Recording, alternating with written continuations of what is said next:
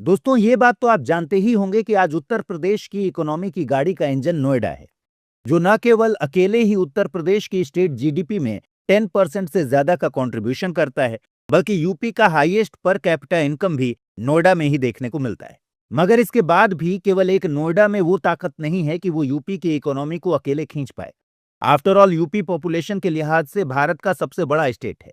जिसकी लगभग 25 करोड़ की पॉपुलेशन के मैसिव साइज का अंदाजा आप इस बात से लगा सकते हैं कि आज भारत को मिलाकर दुनिया में केवल 4 या 5 कंट्रीज ही ऐसे हैं जिनकी पॉपुलेशन इससे ज्यादा हो। लेकिन यूपी का प्लस पॉइंट यह है कि आज भी उसकी गिनती भारत के सबसे यूथफुल स्टेट्स में होती है, और यही कारण है कि इंडिया के फ्यूचर और डेमोग्राफिक डिविडेंड की चाबी यूपी के हाथ में है। ऐसे में उत्तर प्रदेश अपनी इकोनॉमी की गाड़ी को और भी ज्यादा सरपट दौड़ाने के लिए एक नए इंजन को स्टैब्लिश कर रहा है। एक ऐसा इंजन जो उसके यूथ के लिए रोजगार के नए अवसर बनाए। ऐसा इंजन जिसका इंफ्रास्ट्रक्चर, एमिनिटीज और कनेक्टिविटी नोएडा से भी कहीं ज्यादा एडवांस हो और ग्लोबल इंडस्ट्रीज को अपने यहां अट्रैक्ट कर सके। एक ऐसा इंजन जो आने वाले समय में उत्तर प्रदेश के साथ साथ इंडियन इकोनॉमी की ग्रोथ का भी नया हॉटस्पॉट बनकर उभरे। दोस्तों यहां हम बात कर रहे हैं DNGIR यानी दादरी नोएडा गाजियाबाद इन्वेस्टमेंट रीजन की, जिसे न्यू नोएडा के नाम से भी जाना जाता है। हालांकि आपको इस नाम से धोखा खाने की जरूरत नहीं है, क्योंकि न्यू नोएडा कोई सिटी एक्सपेंशन प्रोजेक्ट नहीं है, बल्कि ये एक विजनरी स्टेप है, जहां गवर्नमेंट की ये कोशिश है कि वो प्राइवेट सेक्टर के साथ मिलकर NCR रीजन में एक ऐसी सेल्फ सस्टेनिंग और फ्यूचर रेडी सिटी स्टैब्लिश करे जिसे ग्लोबल मैप पर इंडिया के एक इंडस्ट्रियल हॉटस्पॉट के तौर पर जाना जाए। ऐसे में ये उम्मीद जताई जा रही है कि लगभग 209 स्क्वायर किलोमीटर एरिया में प्लान्ड न्यू नोएडा सिटी में 2041 तक 6 लाख से ज्यादा लोग रहने लगेंगे।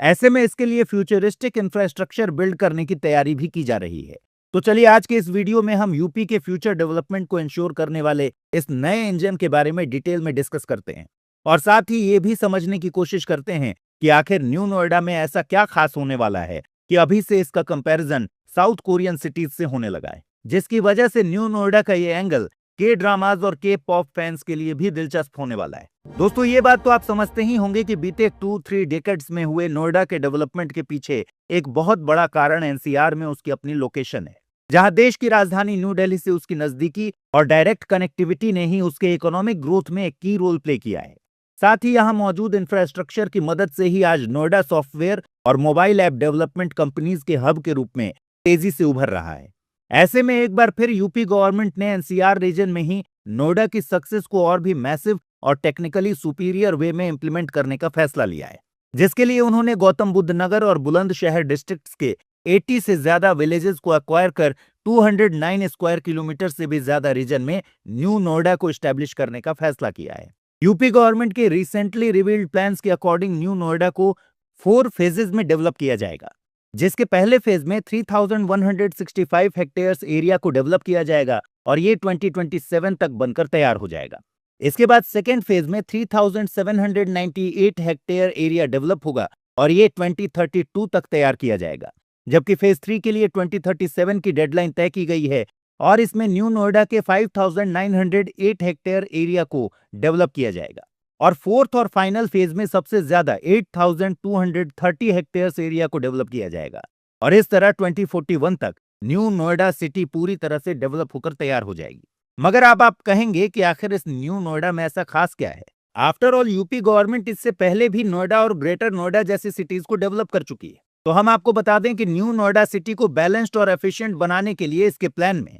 स्पेसिफिक लैंड यूज को भी क्लियरली डिफाइन किया गया है। इस बारे में सीनियर नोएडा अथॉरिटी ऑफिशियल्स खुद ये बताते हैं कि नोएडा में dominant land use residential zones तक ही लिमिटेड रहा, जिसके चलते वहां वैसा इंडस्ट्रियल डेवलपमेंट नहीं हो पाया जैसी उम्मीद की जा रही थी। मगर इस बार न्यू नोएडा को डेवलप करते समय इंडस्ट्रीज को प्रायोरिटी दी जा रही है। यही कारण है कि इकोनॉमिक और इंडस्ट्रियल एक्टिविटीज को प्रायोरिटाइज करते हुए न्यू नोएडा में सबसे ज्यादा 40% लैंड को इंडस्ट्रीज के लिए रिजर्व रखा गया है, जिससे न्यू नोएडा को एक बिजनेस एंड प्रोडक्शन हब के रूप में एस्टेब्लिश किया जा सके। असल में प्लानर्स की कोशिश है कि आने वाले समय में न्यू नोएडा ही सैमसंग, hyundai और निसान जैसे ग्लोबल जायंट्स का नया एड्रेस बन जाए। साथ ही न्यू नोएडा में अलग अलग इंडस्ट्रीज जैसे IT, electronics manufacturing, food processing और लॉजिस्टिक्स एंड वेयर हाउसिंग के लिए डेडिकेटेड जोन्स एस्टेब्लिश किए जाने हैं। इतना ही नहीं, न्यू नोएडा से लगे हुए न्यूली डेवलपिंग जेवर इंटरनेशनल एयरपोर्ट के पास एविएशन रिलेटेड इंडस्ट्रीज एस्टेब्लिश करने पर भी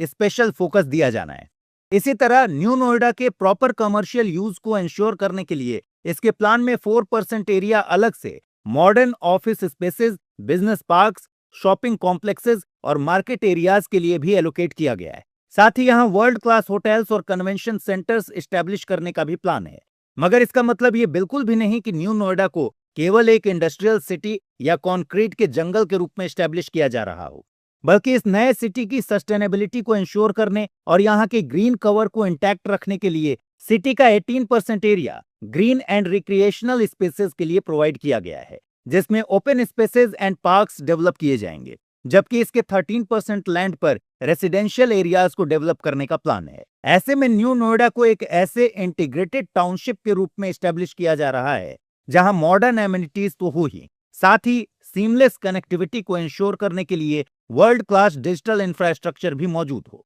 सिमिलरली न्यू नोएडा में सही मायने में सस्टेनेबल डेवलपमेंट को इंश्योर करने के लिए एडवांस्ड वेस्ट मैनेजमेंट और वाटर कंजर्वेशन सिस्टम्स भी एस्टेब्लिश किए जाने। इस बारे में एक्सपर्ट्स का मानना है कि यदि न्यू नोएडा को टाइमली डेवलप कर लिया जाता है तो 2036 के ओलंपिक होस्ट करने की बिडिंग प्रोसेस में इसे ही भारत की ओर से प्रेजेंट किया जा सकता है, जहां न्यू नोएडा का newly developed public and residential infrastructure Olympics host करने के लिए एक आइडियल लोकेशन है। यही कारण है कि जेवर एयरपोर्ट के पास ही लगभग 52 हेक्टेयर्स एरिया पर एक ओलंपिक पार्क एस्टेब्लिश करने की भी कवायद शुरू हो चुकी है। लेकिन अब आप कहेंगे कि इस तरह के इंडस्ट्रियल पार्क्स और रेसिडेंशियल एरियाज से उत्तर प्रदेश के यूथ के लिए जॉब्स कैसे इंश्योर होंगी? तो हम आपको बता दें कि न्यू नोएडा में इसके लिए भी तैयारी की गई है और न्यू नोएडा के 1600 हेक्टेयर एरिया को एजुकेशनल इंस्टीट्यूशंस एस्टेब्लिश करने के लिए अलोकेट किया गया है, जिससे टॉप यूनिवर्सिटीज और रिसर्च सेंटर्स को अट्रैक्ट करके न्यू नोएडा को एक एजुकेशन सिटी के रूप में एस्टेब्लिश किया जा सके। साथ ही यहाँ स्किल डेवलपमेंट सेंटर्स भी एस्टेब्लिश किए जाने हैं, जिससे यूथ को जॉब रेडी वर्कफोर्स में कन्वर्ट किया जा सके। ऐसे में कुल मिलाकर न्यू नोएडा के 8% एरिया में स्कूल्स, हॉस्पिटल्स और गवर्नमेंट बिल्डिंग्स जैसे पब्लिक इंस्टीट्यूशंस बिल्ड किए जाएंगे। बाकी बचे 17% लैंड को ट्रांसपोर्टेशन एंड यूटिलिटीज जैसे दूसरे पर्पसेस के लिए रिजर्व रखा गया है और सिटी प्लान के अकॉर्डिंग पूरे न्यू नोएडा में 3 टियर रोड नेटवर्क बिल्ड किया जाना है। असल में न्यू नोएडा के प्लान को बनाते समय school of planning and architecture से भी मदद ली गई थी, जिन्होंने इसे प्लान करते समय कोरियन एंड यूरोपियन सिटीज के मॉडल से काफी इंस्पिरेशन ली थी। इस बारे में न्यू नोएडा के ब्लूप्रिंट को डिजाइन करने वाले प्रोफेसर अशोक कुमार का कहना है कि इसे बार्सिलोना के क्वार्टर आवर सिटी कॉन्सेप्ट पर तैयार किया गया है, जिसके अकॉर्डिंग ये कोशिश की गई है कि यहाँ रहने वाले रेसिडेंट्स से सभी की प्लेसेस 15 मिनट्स के वॉकिंग डिस्टेंस पर मौजूद हों। सिमिलरली जैसे कोरियन सिटीज में इंडस्ट्रीज और रेसिडेंशियल एरियाज को इस तरह से प्लान किया जाता है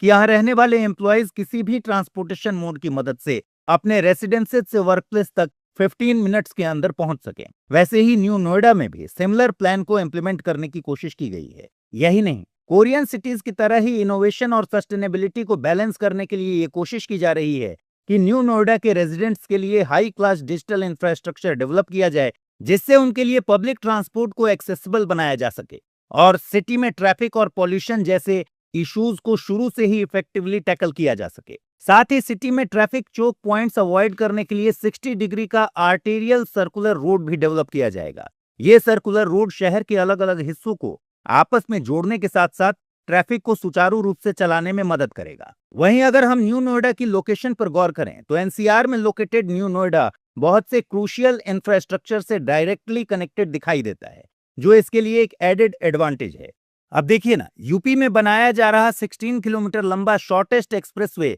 न्यू नोएडा को जेवर में बन रहे नोएडा इंटरनेशनल एयरपोर्ट से जोड़ने वाला है, जबकि ईस्टर्न पेरिफेरल और गाजियाबाद कानपुर एक्सप्रेसवे भी न्यू नोएडा तक सीधी एक्सेस प्रोवाइड करते हैं। इसी तरह दिल्ली, गाजियाबाद, गुरुग्राम और दूसरे एनसीआर रीजन्स भी इससे डायरेक्टली कनेक्टेड हैं और न्यू नोएडा को यमुना एक्सप्रेसवे इंडस्ट्रियल एरिया से भी जोड़े जाने का प्लान है। सिमिलरली अगर हम ट्रेन कनेक्टिविटी की बात करें तो अपनी लोकेशन की वजह से न्यू नोएडा के पास दिल्ली हावड़ा या दिल्ली मुंबई रेल लाइंस का डायरेक्ट एक्सेस है, जबकि ईस्टर्न वेस्टर्न फ्रेट कॉरिडोर इसके पास से ही गुजरता है। इसी तरह न्यू नोएडा को वेस्टर्न डेडिकेटेड फ्रेट कॉरिडोर का भी डायरेक्ट एक्सेस प्रोवाइड किया जाएगा, जिसके बाद ये दिल्ली मुंबई इंडस्ट्रियल कॉरिडोर का एक इंपॉर्टेंट ट्रांसपोर्टेशन हब बनकर उभरेगा। जबकि पूरे न्यू नोएडा को इंटरनली जोड़ने के लिए यहां एनसीआर में मौजूद मेट्रो ट्रेन का एक्सपेंशन तो होना ही है। ऐसे में हम देख सकते हैं कि न्यू नोएडा पास ही स्थित बुड़ाकी में डेवलप हो रहे मल्टी मोडल ट्रांसपोर्ट हब और ग्रेटर नोएडा में डेवलप हो रहे मल्टी मोडल लॉजिस्टिक हब में एक की रोल प्ले करने जा रहा है। लेकिन अब आपके मन में यह सवाल जरूर उठ रहा होगा कि आखिर इतना बड़ा प्रोजेक्ट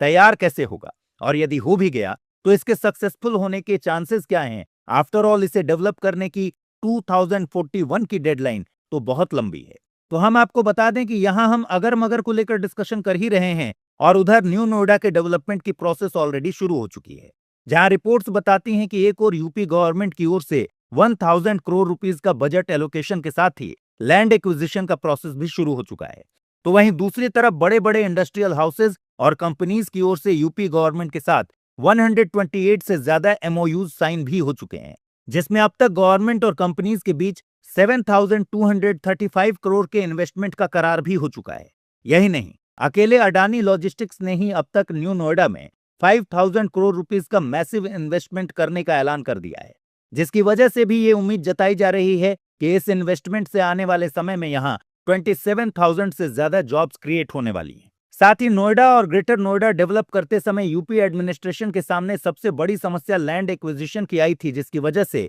इस डेवलपमेंट प्रोसेस को कई बार पब्लिक प्रोटेस्ट का सामना करना पड़ा था। लेकिन इस बार यूपी गवर्नमेंट इसके लिए पहले से तैयार है। जहां पिछली गलतियों से सीखते हुए इस बार अथॉरिटी ने लैंड एक्विजिशन को अक्वायर किए जा रहे विलेजेस के मॉडर्नाइजेशन से जोड़ने का फैसला किया है, जिससे यहां रहने वाले रेसिडेंट्स का कम से कम लैंड एक्वायर किया जाए और पब्लिक प्रोटेस्ट की स्थिति न खड़ी हो। साथ ही नोएडा एडमिनिस्ट्रेशन पहले से ही विलेजेस के हेड्स या ग्राम प्रधानों के साथ बातचीत करके सर्वसम्मति से लैंड एक्विजिशन की प्रोसेस को पूरी कर लेने की कोशिश में है। यानी कुल मिलाकर हम देख सकते हैं कि यूपी के नए ग्रोथ इंजन को डेवलप करने की तैयारी जोरों पर है। ऐसे में अब ये देखना दिलचस्प होगा कि क्या आने वाले सालों में न्यू नोएडा यूपी की इकोनॉमी को देश में नंबर 1 बना पाने में सक्षम साबित होता है या नहीं। दोस्तों, इस बारे में आपका क्या विचार है, हमें कमेंट सेक्शन में जरूर बताइएगा।